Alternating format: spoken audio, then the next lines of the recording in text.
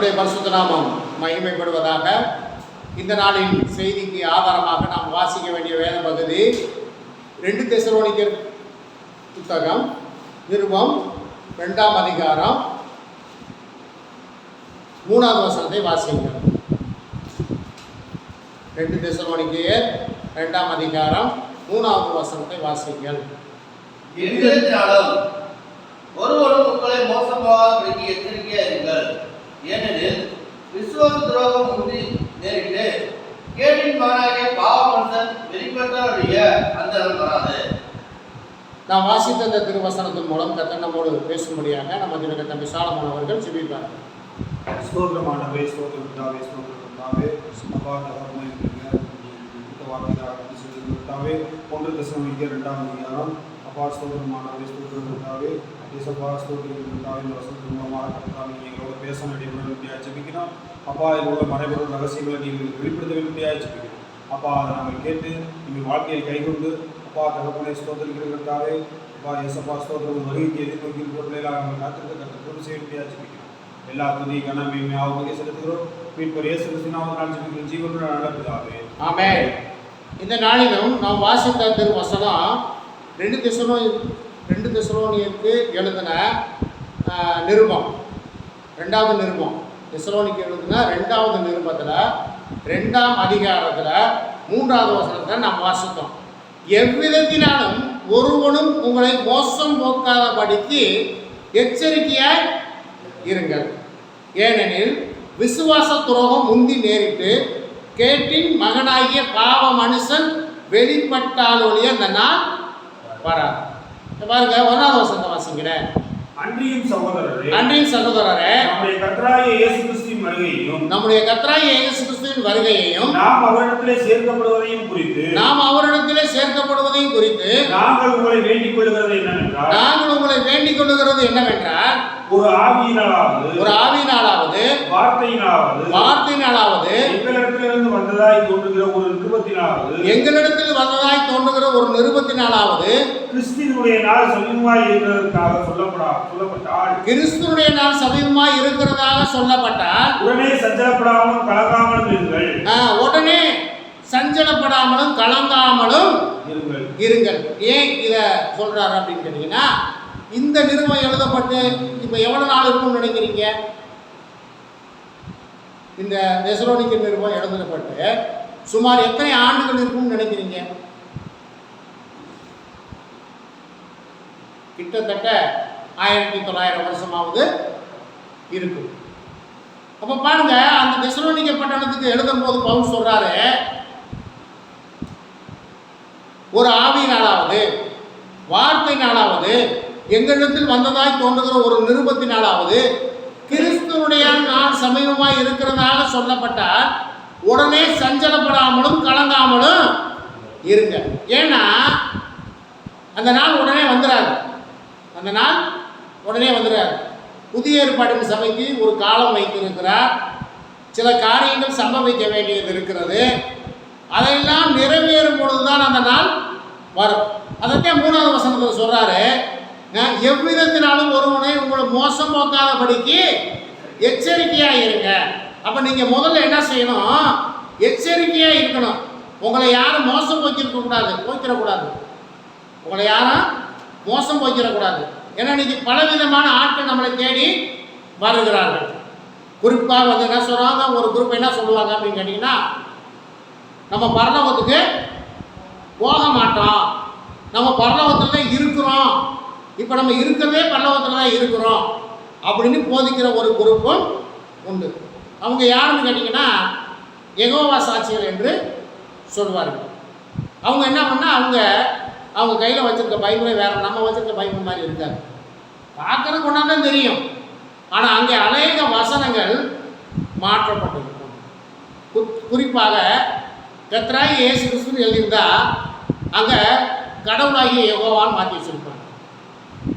அப்போ அவங்க என்ன சொல்லுவாங்கன்னா, இயேசு கிறிஸ்து கடவுள் இல்லை, கடவுளுடைய மகன் இல்லை, அவர் மரிக்கவும் இல்லை, நம்ம பரலோகத்துக்கு போகவும் மாட்டோம், நம்ம பரலோகத்தில் தான் இருக்கிறோம் அப்படின்னு சொல்லி அவங்க சில வசனத்தை எடுத்து சொல்லி உங்களுக்கு உங்களுடைய மனதை மயக்குவார்கள். அப்ப என்ன செய்வாங்க? வேதத்தை அறியாதவர்கள், வேதத்தை படிக்காதவர்கள், அவர்கள் சொல்வதையும் கேட்டு அந்த வலையில சிக்குண்டவர்களும் இருக்கிறார்கள். இப்படி அநேக கள்ள உபதேசங்கள் நிறைந்த இந்த காலகட்டத்தில் இருக்கிறோம். அப்ப பவுல் இருந்த காலத்திலையும் இருந்திருக்குது, பவுல் இருந்த காலத்திலையும் இருந்திருக்கு. அப்போ ஒரு குரூப் என்ன பண்ணுச்சுன்னா, பரலோகத்துக்கு போனா நீ விருத்த சேதனம் பண்ணணும் அப்படின்னு சொல்லி போதிக்கிற ஒரு குரூப்பும் இருந்தது. அப்படி பலவிதமான கள்ள உபதேசம் அன்று இருந்தது, இன்றும் இருக்கிறது. அப்ப பாருங்க, எவ்விதத்தினாலும் ஒருவனும் உங்களை மோசம் போக்காதபடிக்கு எச்சரிக்கையா இருங்கள், ஏனெனில் விசுவாச துரோகம் முந்தி நேரிடணும்.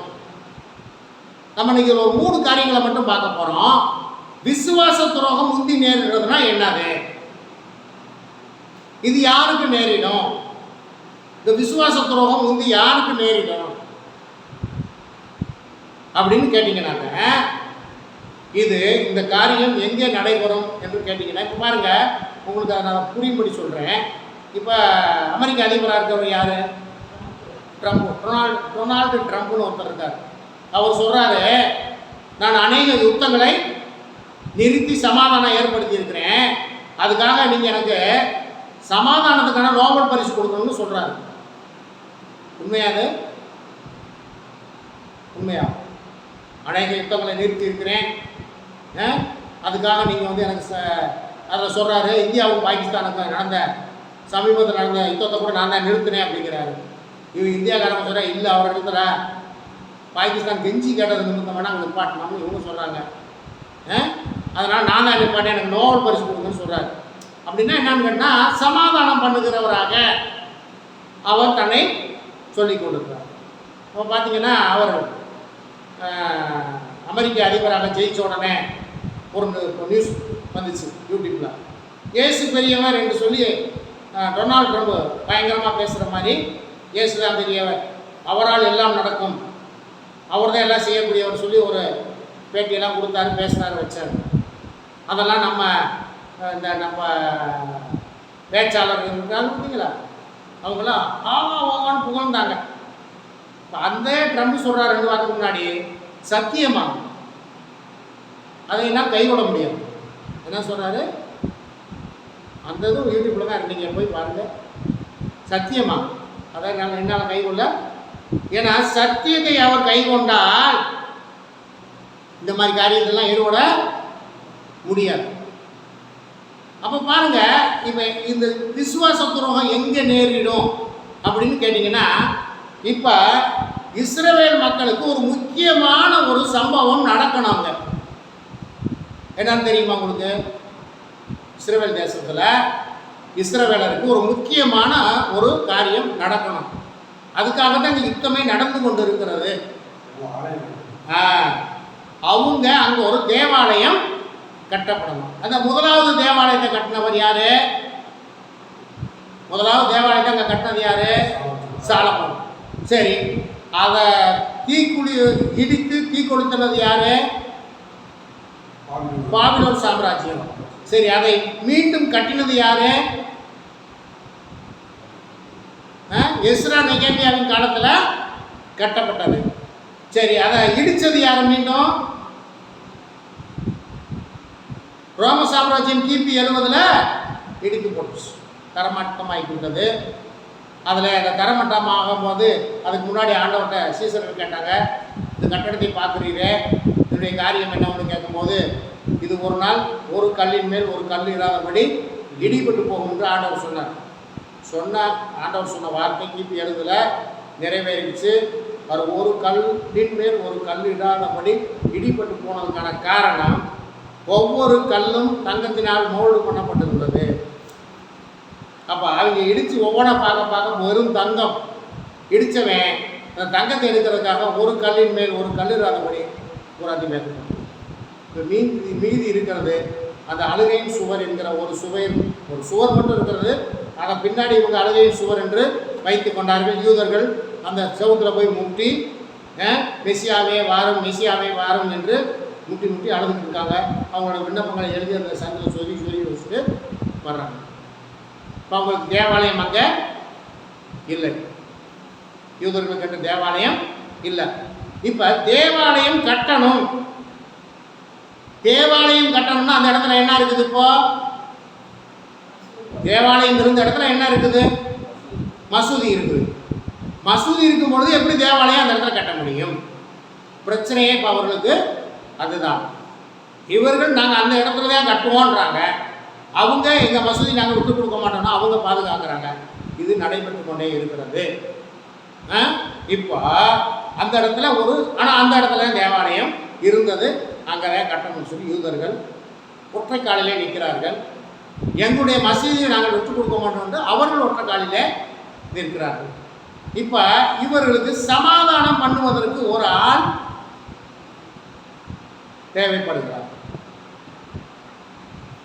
இப்போ உங்களுக்கு என்ன பண்ணணும்? சமாதானம் பண்ணி வைக்கிறதுக்கு ஒருத்தர் வேணும். இந்த சமாதானம் பண்ணக்கூடிய மனிதன் தான் அந்திகிறிஸ்து. இப்போ யாரு? அந்த எருசலேம் தலைநகராக ஆக்குனது ட்ரம்ப். எருசலேமை இஸ்ரேல் தேசத்துக்கு தலைநகராக இருந்தது டெல்லவில். போன தடவை ட்ரம்ப் வந்தப்போ தலைநகராக எருசலேமை அறிவித்தார். இன்னைக்கு எருசலேம் தான் தலைநகராகவும் இருக்கிறது. இப்போ தலைநகராக மாற்றப்பட்டாச்சு. இப்போ அந்த இடத்துல ஒரு தேவாலயம் கட்டப்படணும். நாங்கள் கட்டியே தீர்வோம்ங்கிறாங்க இவங்க, நாங்கள் கட்ட விட மாட்டோம் என்கிறாங்க அவங்க. இப்போ இவங்களுக்குள்ள ஒரு சமாதான உடன்படிக்கை ஏற்படணும். இதை ஒருத்தர் சமாதான உடன்படிக்கை ஏற்படுத்தி வைக்கிறதுக்கு ஒருத்தர் வருவார். அது யார் என்று நம்ம இப்போது சொல்ல முடியாது. இப்போ நீங்கள் பார்த்தீங்கன்னா உலகத்தில் சமாதானத்தை குறித்து அதிகமாக பேசுவாங்க. யார் பேசுவாங்க சொல்லுங்க பார்ப்போம். சொல்கிறவங்க சமாதானத்தை குறித்து அதிகமாக சொல்லுவாங்க. யாருக்கா சொல்லுங்க பார்ப்போம்.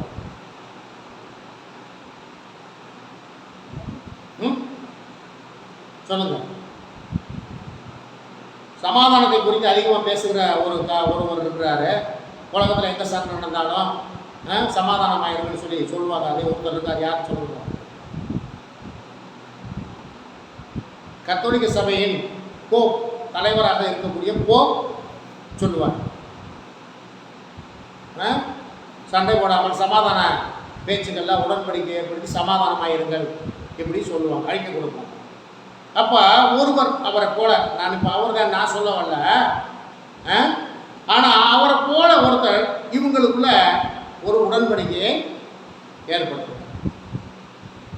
அதை யூதர்களும் ஏற்றுக்கொள்வார்கள், அரேபியர்களும் ஏற்றுக்கொள்வார்கள். ஏற்றுக்கொள்ளப்பட்டு அந்த இடத்திலே ஒரு தேவாலயம் கட்டப்படும். சரி, இந்த தேவாலயத்துக்கு கட்டுறதுக்கு சமாதான உடன்படிக்கை ஏற்படுத்தி கொடுத்த அவரை இவர்கள் எப்படியாக எண்ணுவார்கள்?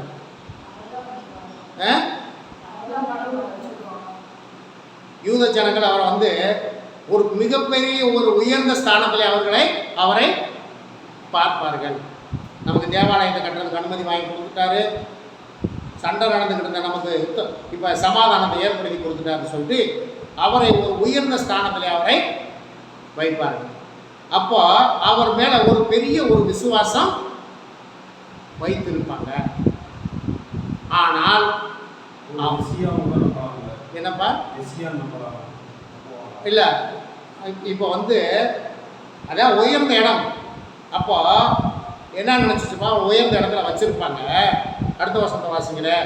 ஆனா அவன் எதிர்த்து இருக்கிறவனாயும் நான் கேட்டின் மகனாகிய பாவமனுஷன் வெளிப்பட்டால் ஒழிய அந்த நாள் வராது. கீழே அவன் எதிர்த்து நிற்கிறவனாயும் தேவன் எனப்படுவது எதுவோ ஆராதிக்கப்படுவது எதுவோ அவன் எல்லாவற்றுக்கும் மேலாக தன்னை உயர்த்தவனாயும் தேவனுடைய ஆலயத்தில் தேவன் போல உட்கார்ந்து தன்னைத்தானே தேவனாய் காண்பிக்கிறவனாயும் இருப்பான். இப்ப அவனை உயர்ந்த ஸ்தானத்துல வச்சோன்னா அவன் என்ன சொல்லுவேன், வரப்போகிற மெசியாவே நான் தான் அப்படின்னு சொல்லி என்ன பண்ணுவான்னு கேட்டீங்கன்னா, அந்த புதுசாக கட்டின தேவாலயத்தில் சிங்காசனத்தில் போய் நான் தான் தேவன் என்று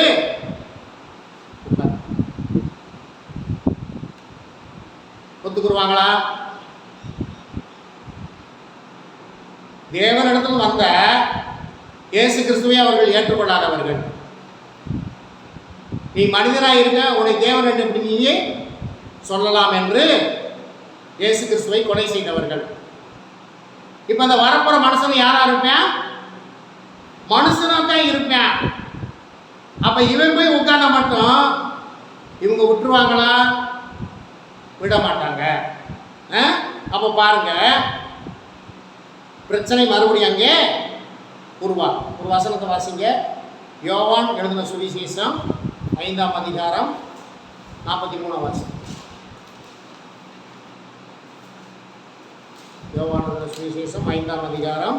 நான் என் பிதாவின் நாமத்தினாலே வந்திருந்தோம். நீங்கள் என்னை ஏற்றுக்கொள்ளவில்லை. வேறொருவன் என் சுய நாமத்தினாலே வந்தால் அவனை ஏற்றுக்கொள்ளுவீர்கள். இவன் என்ன செய்வேன்? அந்த நாட்கள் அந்த பாவ மனுஷன் என்ன பண்ணுவேன்? நான் தான் வரப்போற மெசியா என்று சொல்லி அந்த சிங்காசனத்தில் போய் அவன் உட்காரம் போடுவேன். இதுதான் இவங்க நம்பி இருந்தாங்க. அங்கதான் விசுவாச துரோகம் நேரிடுகிறது. இவன் உடன்படிக்கை பண்ணினேன், உடன்படிக்கை பண்ணி தேவாலயமெல்லாம் கட்டுறதுக்கு அனுமதி வாங்கி கொடுத்தேன், சமாதானத்தை ஏற்படுத்தினேன். ஆனால் இவை செஞ்ச வேலை நான் தான் தேவன் என்று உட்காரும் பொழுதுதான் அங்கே ஒரு விசுவாச துரோகம் முந்தி நேரிடுகிறது. இந்த விசுவாச துரோகம் முந்தி நேரிட்டால் ஒழிய, இப்போ வந்து இந்த தெசலோனிக்கர் வந்துருங்க, நேரிட்டால் ஒழிய அந்த நாள் கேட்டின் மகனாகிய பாவமனுஷன் வெளிப்பட்டால் ஒழிய அந்த நாள் வராது. அப்ப இந்த பாவ மனுஷன் முதலாவது வெளிப்படணும். இப்போ ஆனால் இன்னைக்கு வந்து சபையை மற்றவர்கள் சோதிக்கிறது, அதுக்கு முன்பாக இந்த சம்பவம் நடப்பதற்கு முன்பாக ஆண்டவருடைய வருகை இருக்கும், புதிய ஏற்பாட்டு சபை எடுத்துக்கொள்ளப்படும் சொல்லி ஒரு உபதேசமும் இருக்கிறது. ஆனால் இந்த வசனத்தின்படி பார்த்தா அந்த பாவ மனுஷன் வெளிப்பட்டால் ஒளி அந்த நாள் வராது. அப்ப அந்த பாவ மனுஷன் வெளிப்படணும். சரி, இது ஒரு காரியம். இந்த விசுவாச துரோகம் என்னங்கிறது நம்ம இப்போ பார்க்கணும். அவங்க நம்பி வரப்போகிற மெசியா இவன் நான் தான் சொல்லுவேன். ஆனால் பாருங்க, அவன் வந்துட்டு தேவன் என்று தன்னை காண்பிக்கிற பொழுதுதான் அவனை எதிர்ப்பார்கள் என்று வேற தானியேல் தீர்க்கதரிசி புஸ்தகம் மற்ற புஸ்தகங்களில் அது எழுதியிருக்கிறது. சரி, கர்த்தருக்கு ஸ்தோத்திரம். அடுத்ததுக்கு வந்துருங்க. அவன் எதிர்த்து நிற்கிறவனாயும் தேவன் எனப்படுவதோ ஆராதிக்கப்படுவது எதுவோ அவை எல்லாவற்றிலும் மேலாக தன்னை உயர்த்துகிறவனாயும் தேவனுடைய ஆலயத்தில் தேவனை போல உட்கார்ந்து தன்னைத்தானே தேவன் என்று காண்பிக்கிறவனாயும் இருப்பான். அப்பதான் யூதர்கள் மீண்டும் வெகுண்டு இருந்து மிகப்பெரிய ஒரு கலவரம் உண்டாகும். சரி, அடுத்து, நான் உங்களிடத்தில் இருந்த போது இவைகளை நான் சொன்னது உங்களுக்கு ஞாபகம் இல்லையா?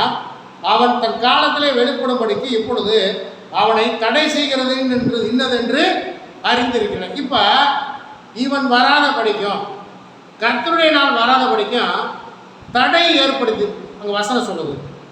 அவன் தன் காலத்தில் வெளிப்படும்படிக்கு இப்பொழுது அவனை தடை செய்கிறது இன்னதென்று அறிந்திருக்கிறீர்களே அப்படின்னு சொல்லி சொல்லுது. அடுத்த வசனம் சொல்லுது, அக்கிரமத்தின் ரகசியம் இப்பொழுதே கிரியை செய்கிறது. அக்கிரமத்தின் ரகசியம் இப்பொழுதே கிரியை செய்கிறது. ஆனாலும் தடை செய்கிறவன் நடுவிலிருந்து நீக்கப்படும் முன்னே அது வெளிப்படாது. ஆனாலும் தடை செய்கிறவன் நடுவிலிருந்து நீக்கப்படும் முன்னே அது வெளிப்படாது. இப்ப ஏன் இந்த காரியம்லாம் நடைபெறாமல் இருக்கிறது? தடை செய்கிறது யார்? இந்த காரியம்லாம் நடைபெறாமல் இருக்கிறதுக்கு தடை செய்கிறது யார்? ரெண்டு இடத்துல எழுதியிருக்கிறது. அவன் தன் காலத்திலே வெளிப்படும்படிக்கு இப்பொழுது அவனை தடை செய்கிறது இன்னதென்று அறிந்திருக்கிறீர்களே. இந்த தடை என்ன தடை? இதை சொல்றாங்க, சிலர் சொல்றாங்க பரிசுத்த ஆவியானவர் தடை செய்கிறார் என்று சொல்லுகிறார்கள். ஆனா அடுத்த வசனம் சொல்லுது, அக்கிரமத்தின் ரகசியம் இப்பொழுதே கிரியை செய்கிறது, ஆனாலும் தடை செய்கிறவன் என்று எழுதியிருக்கிறது. அது தேவனாயிருந்தால் செய்கிறவன் சொல்லி வராது.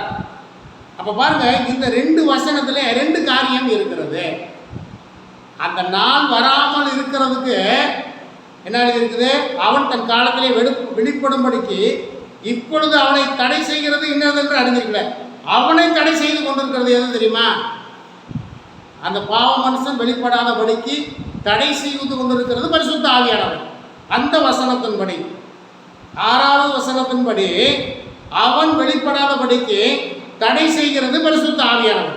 ஆனால் 7வது வசனத்தின்படி அக்கிரமத்தின் ரகசியம் இப்பொழுதே கிரியை செய்கிறது, ஆனாலும் தடை செய்கிறவன் நடுவிலிருந்து நீக்கப்படும் முன்னே அது வெளிப்படாது. அப்ப அந்த நாள் வராதபடிக்கு, எந்த நாள்? புதிய ஏற்பாட்டின் சபை எடுத்துக்கொள்ளப்படுற நாள் வருவதற்கு பிசாசானவன் தடை செய்து வைத்திருக்கிறான். அது எப்படி நடக்கும் நீங்க நினைச்சீங்கன்னா, ஒருவேளை அந்த அதெல்லாம் தடை செய்ய முடியுமா பிசாசானவனால? பரிசுத்த ஆவியானவர் தடை செய்கிறார். அந்த பாவ மனுஷன் குறித்த காலம் வரைக்கும் வெளிப்படாதபடிக்கு. அப்போ ஒரு காலத்தை வச்சிருக்கிறாரு.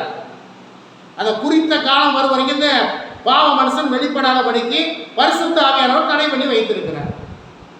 அப்புறம் பார்த்தீங்கன்னா அடுத்த 7வது வசனம் சொல்லுகிறது, தடை செய்கிறவன் நடுவிலிருந்து நீக்கப்படும் முன்னே. இப்ப அந்த நாள் எந்த நாள்? கர்த்தருடைய நாள். கர்த்தருடைய நாளும் வராதபடிக்கு தடை செய்கிறது ஒன்று. தடை செய்கிறவன் ஒருத்தன் இருக்கான். அவன் யாருன்னு நினைக்கிறீங்க? அவன் பிசாசானவன். அவனும் தடை செய்து வைத்திருக்கிறான். சரி, தடை செய்ய முடியுமா அப்படின்னா ஒரு சில காரியங்களை உங்களுக்கு நான் வேதத்திலிருந்து உங்களுக்கு சொல்றேன். தானியேல் தீர்க்கதரிசி புஸ்தகம் 10:13 வந்துருங்க. தானியேல் தீர்க்கதரிசி புஸ்தகம் 10:13 வந்துருங்க.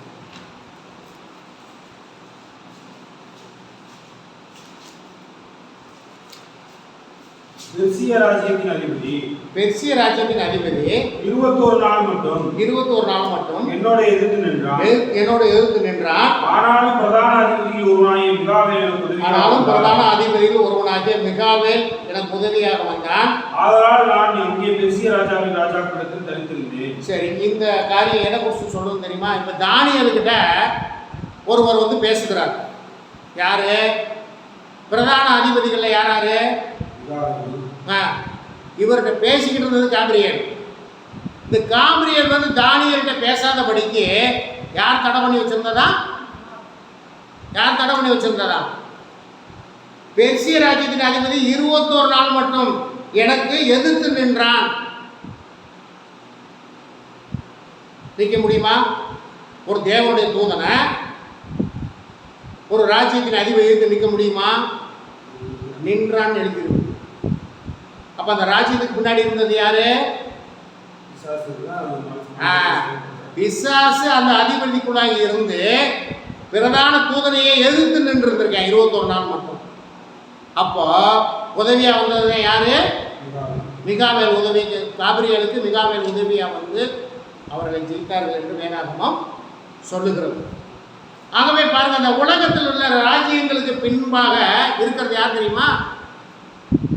உலக ராஜ்யங்களுக்கு அதிபதியா இருக்கிறவங்களுக்கு பின்னாடி இருக்கிறது யார் தெரியுமா? அந்தி கிறிஸ்துவனுடைய ஆட்சி, அந்தி கிறிஸ்துவனுடைய ஆவி. அதனாலதான் சொல்றாரு, முதல்ல மேல சொல்லும் போதுல இங்க வாசிங்க. சரி, கர்த்தருக்கு ஸ்தோத்திரம்.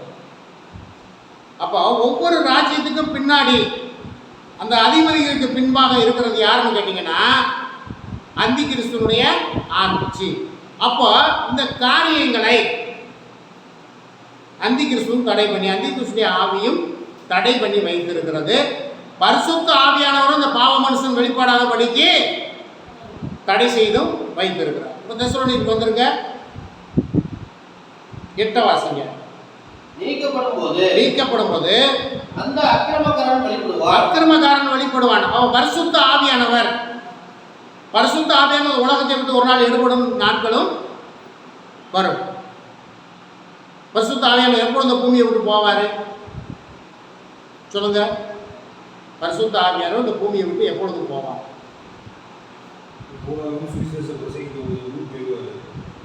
இந்த உலகம் முழுவதும் சுவிசேஷம் பிரசங்கிக்கப்படும். அப்பொழுது முடிவு. புதிய ஏற்பாட்டின் சபை எடுத்துக்கொள்ளப்படும் போது பரிசுத்த ஆவியானவரும் இந்த பூமியிலிருந்து எடுத்துக்கொள்ளப்படுவார். சபை எடுத்துக்கொள்ளப்பட்டாச்சுன்னா பரிசுத்த ஆவியானவருக்கு இங்க, அதனால வேதம் சொல்லுது நீக்கப்படும் போது அந்த அக்கிரமக்காரன் வெளிப்படும். அப்ப அது நீங்கிருச்சுன்னா அக்கிரமக்காரன் வெளிப்பட்டுறான். பரிசுத்த ஆவியானவர் தடையை எடுத்துட்டாருன்னா அக்கிரமக்காரன் வெளிப்படுவேன். அவனை கர்த்தர் தம்முடைய வாயின் சுவாசத்தினாலே அழித்து தம்முடைய வருகையின் பிரசன்னத்தினாலே நாசம் பண்ணுவார். இப்ப இது என்ன நடக்கும் அப்படின்னு கேட்டீங்கன்னா, அந்த பாவ மனுஷன் வெளிப்படுவதும் புதிய ஏற்பாட்டின் சபை எடுத்துக்கொள்ளப்படுவதும் ஒரே சமயத்தில் நேரிடும். அவன் இந்த பூமிக்கு வந்து அவனுடைய கிரியை ஆரம்பிக்கிறதுக்கு வழியும் சபை எடுத்துக்கொள்ளப்படுவதற்கான வழியும் ஒரே சமயத்தில் நடைபெறும். அங்கதான் வேதவசனம் தெளிவா சொல்லுது, நீக்கப்படும் போது அந்த அக்கிரமத்திற்காரன் வெளிப்படுவான்.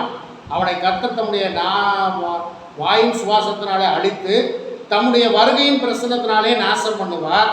அந்த அக்கிரமக்காரனுடைய வருகை சாத்தானுடைய செயலின்படி சகல வல்லமையோடும் அடையாளங்களோடும் பொய்யான அற்புதங்களோடும் இருக்கும்.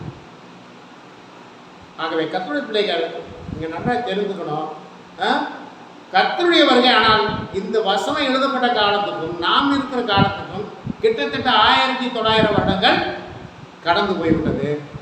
நாம் இப்ப இது சம்பவிக்க போகிற காலத்துக்குள்ளே இருக்கிறோம். பாவ மனுஷன் வெளிப்படும் காலமும் வந்துருச்சு, சபை எடுத்துக்கொள்ளப்படும் காலமும் வந்துருச்சு.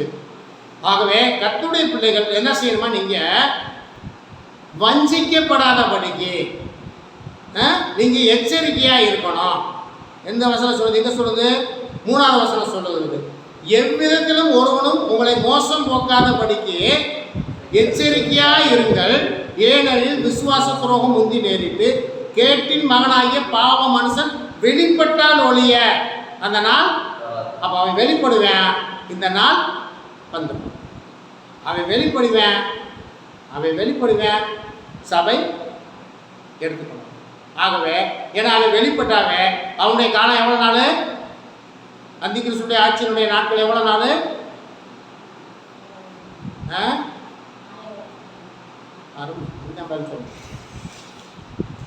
நீங்க என்ன வேற என்ன பார்த்துருக்கீங்க?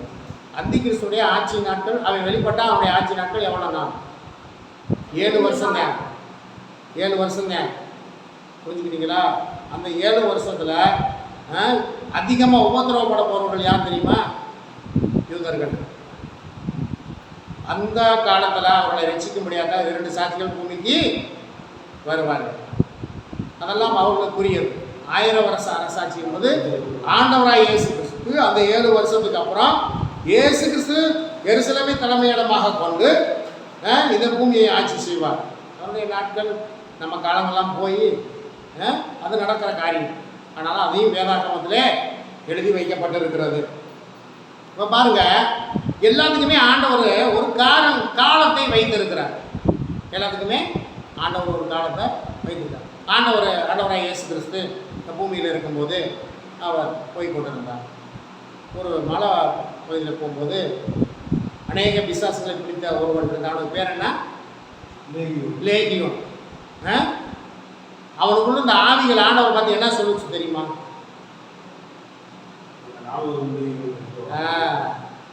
அந்த நாள் வரும் முன்னே எங்களை வேதனைப்படுத்தவங்க. அப்போ இவங்க இந்த பிசாசுகளுக்கெல்லாம் ஒரு நாள் வைத்திருக்கிறார். எல்லாத்துக்குமே ஒரு காலம் வைத்திருக்கிறார். பாவ மனுஷன் வெளிப்படுவதற்கும் ஒரு காலம் வச்சிருக்கிறாரு, சபையை எடுத்துக்கொள்ளப்படுவதற்கும் காலம் வச்சிருக்கிறார். ஆனால் என்ன, இது ரெண்டும் ஒரே சமயத்தில் நடைபெற போகிற ஒரு காரியம். ஆகவே கர்த்தருடைய பிள்ளைகள் இந்த மாதிரி காரியங்களை வாசிக்கிற பொழுது நீங்கள் கொஞ்சம் கவனமாய் படிக்க உங்களை நான் அன்பாய் கேட்டுக்கொள்கிறேன். 2 தெசலோனிக்கேயர் 2:1 வசனம் வாசிங்க. ஆகையால் நம்முடைய தேவனும் கர்த்தராகிய இயேசு கிறிஸ்துவும் அளிக்கும் கிருபையின்படியே நம்முடைய கர்த்தராகிய இயேசு கிறிஸ்துவின் நாமம் நம்முடைய கர்த்தராகிய இயேசு கிறிஸ்துவின் நாமம் உங்களிடத்திலும் நீங்கள் அவரிடத்திலும் மகிமைப்படும் பொருட்டாக நம்முடைய தேவன் உங்களை தமது அழைப்புக்கு பாத்திரராகவும் தமது தயவுள்ள சித்தம் முழுவதையும் விசுவாசத்தின் கிரியையும் பலமாய் உங்களிடத்தில் நிறைவேற்றவும் வேண்டும் என்று எப்பொழுதும் உங்களுக்காக நான் வேண்டிக் கொள்ளுகிறேன். அப்போ இந்த வருகைக்கு முதலாவது நம்ம என்ன செய்யணும்னா ஆயத்தப்படணும். நம்ம ஆயத்தமாக இருந்தால் வருகையிலே எடுத்துக்கொள்ளப்படும். எடுத்துக்கொள்ளப்படணும்னா எங்கே போயிடும் தெரியுமா? அந்த அந்தி கிறிஸ்துடைய ராஜ்யத்துக்குள்ள போயிடுவோம். கைவிடப்பட்டவர்கள் எல்லாருமே அந்தி கிறிஸ்துடைய ராஜ்யத்துக்குள்ள போயிடுவோம். அந்தி கிறிஸ்துடைய ராஜ்யம் இந்த பூமியில் நடக்கும்போது ஒரு பொல்லாத காலமாக இருக்கும். முத்திரை போடுவது, முத்திரை போட்டால் என்ன நடக்கும் அதெல்லாம் வெளிப்படுத்தின விசேஷத்தில் எழுதியிருக்கிறது. அந்த காலகட்டத்துக்குள்ள புதிய ஏற்பாட்டின் சபை போகாது. ஏன்னா அவன் உட்கார்ந்தவன் முத்திரை கொண்டு வரல. உட்கார்ந்தவனவன் முத்திரை கொண்டு வர மாட்டான். முதல் 3 வருஷம் அது உபத்திரவ காலம். மகா உபத்திரவ காலத்தில் முத்திரையை கொண்டு வருவேன். அப்படிலாம் வரும் பொழுது இந்த பூமியில் இருக்க குடிகளுக்கு மோசம் சம்பவிக்கும். அதில் புதிய ஏற்பாட்டு சபை இருக்காது. ஆனால் அந்த பாவ மனுஷன் வெளிப்படணும். பாவ மனுஷன் ஒரு வேளை அந்த பாவ மனுஷன் இப்பொழுது கூட பூமியில் இருக்கலாம். அந்த பாவ மனுஷன் பூமியில் இப்போது கூட இருக்கலாம். ஏன்னு சொன்ன ஒரு வசனம் சொல்லுது, அநேக அந்தி கிறிஸ்துகளும் உண்டு. இந்த பூமியில் நிறைய பேர் நானே கிறிஸ்துன்னு சொல்லிக்கிட்டு இருக்கவங்களாம் இருக்கிறாங்களாம். ஆகவே கர்த்தருடைய பிள்ளைகள் முதலாவது என்ன செய்யணும் அப்படின்னு கேட்டிங்கன்னா, நம்ம மோசம் போகாதபடிக்கு எச்சரிக்கையாக இருக்கணும். இதெல்லாம் சம்பவிக்கும். பூமியில் இதெல்லாம் சம்பவிக்கும். நிறைய காரியம் மத்திய எழுதின சுவிசேஷம் 24ஆம் அதிகாரத்தில் சொல்லப்பட்டிருக்கிறது. எச்சரிக்கையாக இருங்கள், இதெல்லாம் சம்பவிக்கும். நான் வருவதற்கு முன்பாக இதெல்லாம் சம்பவிக்கும். ஆனால் கிட்டத்தட்ட எல்லாமே நடந்துருச்சு. கொள்ள நோய், பூமி அதிர்ச்சி, பஞ்சம், ராஜ்யத்துக்கு விரோதமாக ராஜ்யம், ஜனத்துக்கு விரோதமாக ஜனம், எல்லாமே வந்துருச்சு, நடைபெற்றுச்சு. நடைபெற வேண்டியது ஒன்று தான், இயேசு கிறிஸ்துவின் வருகை மட்டும் வர வேண்டியது. ஆகவே கர்த்தருடைய பிள்ளைகள் நீங்கள் ஜாக்கிரதையாக இருந்து நீங்கள் இந்த சில காரியத்தில் நீங்கள் வீட்டில் போய் படித்து பாருங்கள். இந்த ராஜ்யத்துக்கு பின்பாக, உலகத்தில் இருக்கிற இந்த ராஜ்யத்துக்கு பின்பாக, அந்த ராஜ்யத்தை ஆளுகிற ஒவ்வொரு தேசத்தையும் ஆளுகிற அதிபதிகளுக்கு பின்பாக இருந்து கிரியை செய்கிறது அந்த கிறிஸ்துடைய காரியம். நீங்கள் எசேக்கியேல் தீர்க்கதரிசி புஸ்தகத்தில் 28ஆம் அதிகாரத்தை பார்த்து பார்த்தீங்கன்னா ஊசிபுர குறிச்சி எழுதியிருக்கோம். ஆனால் வசனம் ஆரம்பிக்கும் போது எப்படி ஆரம்பிக்கும் தெரியுமா? தீர்வின் எடுத்து வாசிங்க. அதை எசேக்கியேல் தீர்க்கதரிசி புஸ்தகம் 28 வாசிங்க.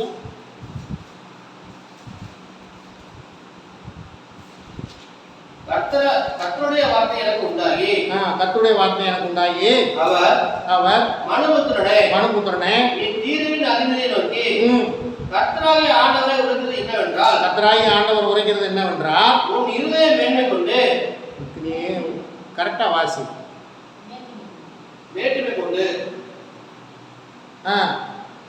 நான் தேவன், நான் சமுத்திரத்தின் நடுவே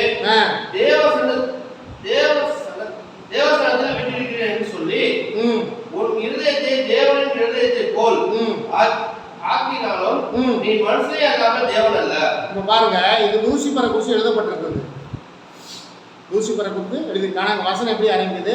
2வது வசனம், மனுபுத்திரனே நீ தீர்வின் அதிபதியை நோக்கி. அப்ப தீர்வின் அதிபதிக்குள்ள யார் இருக்கிறா? பிசாசு. அதனால இந்த மாதிரி காரியங்களை நீங்கள் புரிஞ்சுக்கணும் வாசிக்கிற போது. அப்போ அது ஒவ்வொரு ராஜ்யத்துக்கும் பின்னாடி, அந்த அதிபதிகளுக்கு பின்னாடி அந்தி கிறிஸ்துடைய ஆவி இருக்கிறது. இப்போ பாருங்கள், மனுபுத்திரனை தீர்வின் அதிபதியை நோக்கி கர்த்தராகிய ஆண்டவர் உரைக்கிறது என்னவென்றால், உன் இருதயம் மேட்டிமை கொண்டு நான் தேவன். அப்போ பாருங்கள், அந்த அதிபதியை என்ன சொல்லியிருக்கேன்?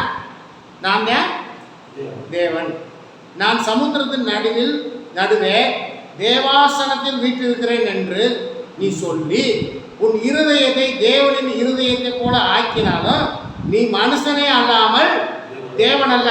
இதே தான் வந்து என்ன பண்ணுவானா, அந்த பாவ மனுஷனும் அந்த கேட்டின் மனுஷனும் தேவ சிங்காசனத்தில் போய் என்ன செய்வேன், உட்காருவேன். அப்பொழுதுதான் மீண்டும் கர்த்தருக்கு உண்மையாக இருக்கிற யூதர்கள் மீண்டும் வெகுண்டு பெறுவார்கள். ஆகவே கர்த்தருடைய பிள்ளைகளை நீங்கள் வேத வசனத்தை வாசிக்கிற பொழுது இப்படி கொஞ்சம் கவனித்து நீங்கள் வாசிங்கள். ஒவ்வொரு ராஜ்யத்தின் உலகத்தில் இருக்கிற ராஜ்யத்தின் அதிபதி இருக்கும் பின்னாடி இருக்கிறது அந்தி கிறிஸ்துவனுடைய ஆவி. அதே காரியத்தில் நீங்கள் ஒன்று பார்த்தீங்கன்னா, தேவாலயம் கட்டுவதற்கு வாசிங்கள், இரண்டாவது தேவாலயம் கட்டுவதற்கு பாருங்க, நெகேமியா புஸ்தகம் 2ஆம் அதிகாரம் பக்கம் 604.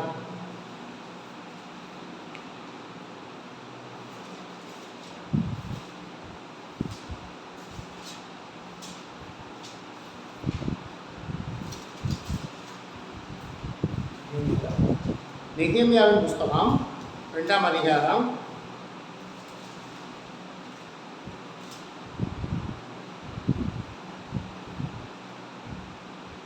2 அர்த்தசாஸ்தா ராஜாவின் 20ஆம் வருஷம் நிசான் மாதத்திலே திராட்சரசம் ராஜாவுக்கு முன்பாக வைத்திருக்கையில் நான் அதை எடுத்து அவருக்கு கொடுத்தேன். நான் முன் ஒருபோதும் அவர் சமூகத்தில் துக்கமாக இருந்ததில்லை.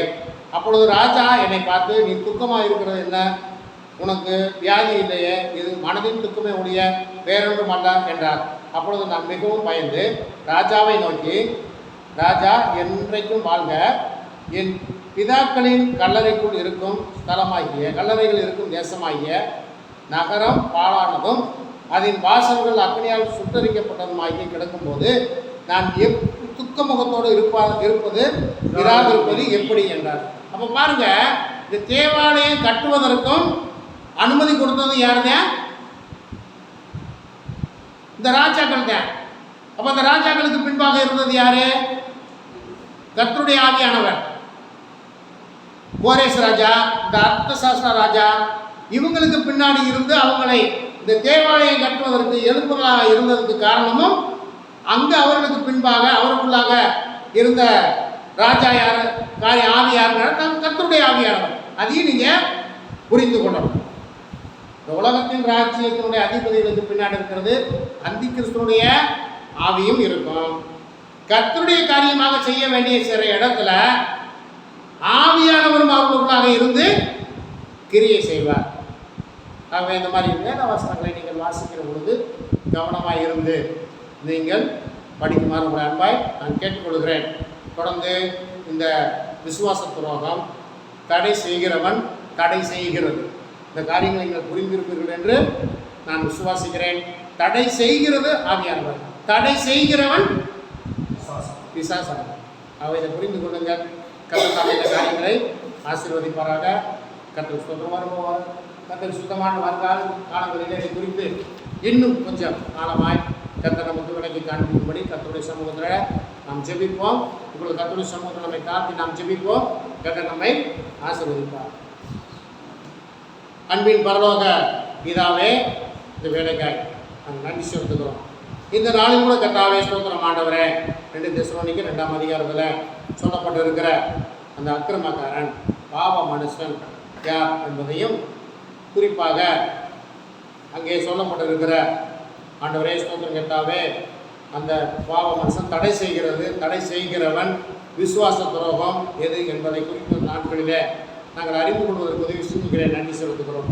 வருகிற நாட்களில் உங்களுக்கு கர்த்தாவே இந்த காரியங்களை குறித்து இன்னும் அதிகமாய் ஆண்டவரே உடனிருந்து நாங்கள் ஆண்டவரே உங்கள் ஒத்தாசையின் மூலம் ஆண்டவரே ஸ்தோத்திரம் இன்னும் அநேக காரியங்களை அறிந்து கூட எங்களுக்கு உதவி செஞ்சுருக்கீங்க. வந்திருக்கிற உங்கள் மக்கள் ஒவ்வொருவரையும் ஆசீர்வதிங்க, வேலைப்படுத்துங்க. உங்கள் கரம் கூட இருக்கட்டும். இயேசு கிறிஸ்துவின் நாமத்தினாலே ஜெபிக்கிறோம் எங்கள் ஜீவனுள்ள நல்ல பிதாவே, ஆமென். என் ஆத்துமாவே கர்த்தர் ஸ்தோத்திரி, என் முழு உலகமே பரிசுத்த நாமத்தை ஸ்தோத்திரி. என் ஆத்துமாவே கர்த்தர் ஸ்தோத்திரி, கர்த்தர் செய்த சகல உபகாரங்களையும் மறவாதே, ஆமென். நம்முடைய பிதாவாகிய தேவனுடைய அன்பும் கர்த்தராகிய இயேசு கிறிஸ்துவின் கிருபையும் பரிசுத்த ஆவியானவருடைய அந்யோன்யமும் கர்த்தருக்கு உதவுகிற கர்த்தருடைய நம்மோடும் உலகத்தில் உள்ள எல்லா பரிசுத்தவான்களோடும் இன்றும் என்றும் சதா காலம் நிலைத்திருப்பதாக. ஆமென். அல்லேலூயா, அல்லேலூயா, அல்லேலூயா. கர்த்தர் நம்மை உங்களை ஆசீர்வதிப்பாராக. கர்த்தருக்கு ஸ்தோத்திரம்.